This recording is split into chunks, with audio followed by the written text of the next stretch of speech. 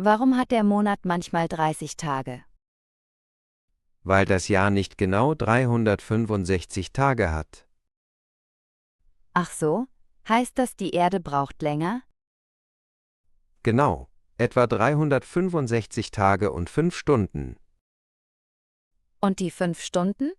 Was passiert damit? Die summieren sich und ergeben ein Schaltjahr. Interessant. Also, alle 4 Jahre ein zusätzlicher Tag?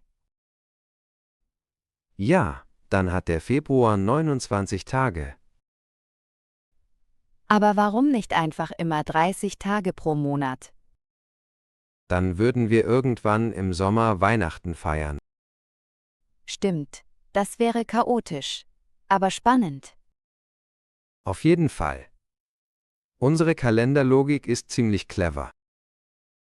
Stimmt, aber ein bisschen kompliziert. Einfacher wäre es, wenn die Erde schneller wäre. Oder langsamer, aber das wäre wohl auch nicht ideal. Und du? Wie findest du unser Kalendersystem?